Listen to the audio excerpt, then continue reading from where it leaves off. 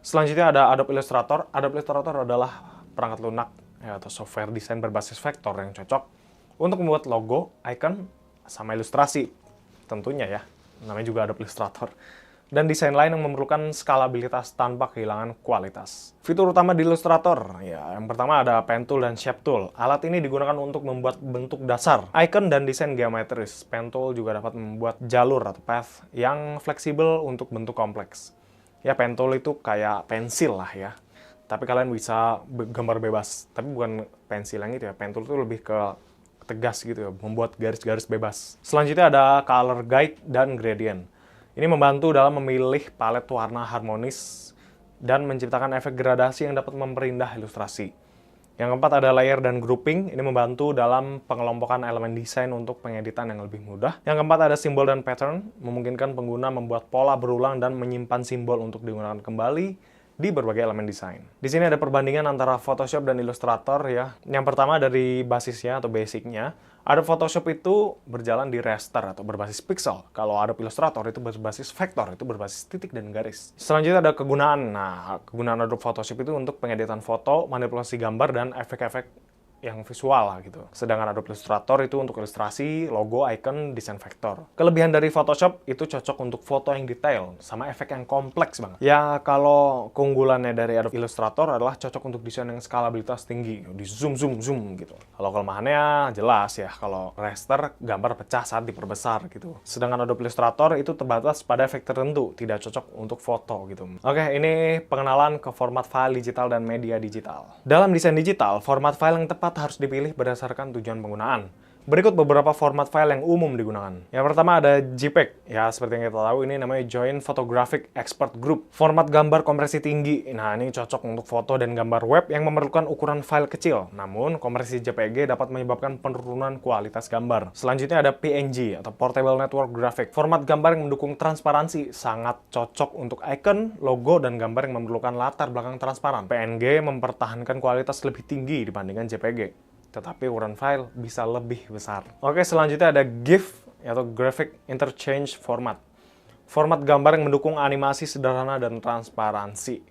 Biasa digunakan untuk gambar bergerak sederhana di web.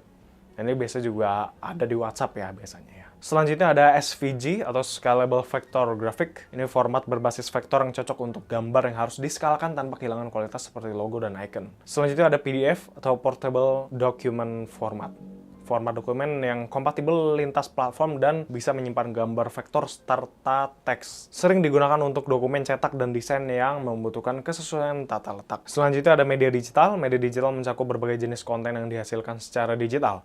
Antara lain, yang pertama ada gambar dan ilustrasi. Ini termasuk gambar raster, JPEG, sama PNG. Dan gambar vektor, SVG, maupun PDF. Yang kedua ada video dan animasi. Ini menggunakan format seperti MP4 dan GIF. Seringkali mencakup animasi grafis dan video. Yang ketiga ada audio dan musik. Format umum meliputi MP3 dan WAV yang digunakan dalam produksi konten video dan multimedia. Yang keempat ada teks, termasuk dalam berbagai format seperti HTML, PDF, dan doc yang digunakan untuk komunikasi dan penyebaran informasi. Selanjutnya ada teknik dasar penggunaan software design. Oke, ini ada teknik dasar di Adobe Photoshop dulu. Yang pertama ada layering. Dengan menggunakan layer, desainer dapat mengedit elemen yang berbeda secara independen. Layer memungkinkan perbedaan elemen untuk dipindahkan, digabungkan, atau disembunyikan sesuai kebutuhan. Selanjutnya ada masking. Teknik masking digunakan untuk mengedit hanya sebagian dari layer tanpa merusak bagian lain. Misalnya menghapus latar belakang atau menggabungkan beberapa gambar. Yang selanjutnya ada selection tools. Alat seleksi seperti lasso, magic wand, dan quick selection digunakan untuk memilih bagian gambar tertentu agar bisa diedit terpisah. Selanjutnya ada filter dan efek. Photoshop menawarkan banyak filter seperti blur, sharpen, dan distort yang membantu menambahkan efek khusus ke gambar. Selanjutnya ada penggunaan pen tool. Pen tool adalah alat penting dalam Illustrator untuk membuat jalur bebas dan bentuk kompleks. Penggunaannya memerlukan keterampilan terutama dalam mengatur titik-titik anchor.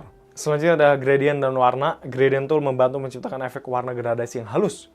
Fitur ini sering digunakan untuk membuat desain yang lebih estetis. Oke, selanjutnya ada grouping dan alignment. Ini memudahkan dalam menyusun dan mengelompokkan elemen-elemen desain yang saling terkait. Selanjutnya ada penggunaan artboard. Artboard di Illustrator memungkinkan pembuatan beberapa halaman atau ukuran dalam satu proyek. Ini berguna untuk desain yang membutuhkan variasi ukuran, seperti banner dan media sosial. Oke, sekian aja di pertemuan 6 kita kali ini. Terima kasih yang sudah menonton sampai akhir. Jika ada yang ingin ditanyakan, silakan tanyakan di grup Dede ya. Atau langsung komen aja di bawah, nanti admin kita akan menjawab. Saya bantu jawab juga tentunya. Dan jangan lupa like, komen, dan subscribe. Share juga video ini ke teman kalian yang mungkin butuh ilmunya. Sekian dari saya, terima kasih. Wassalamualaikum warahmatullahi wabarakatuh.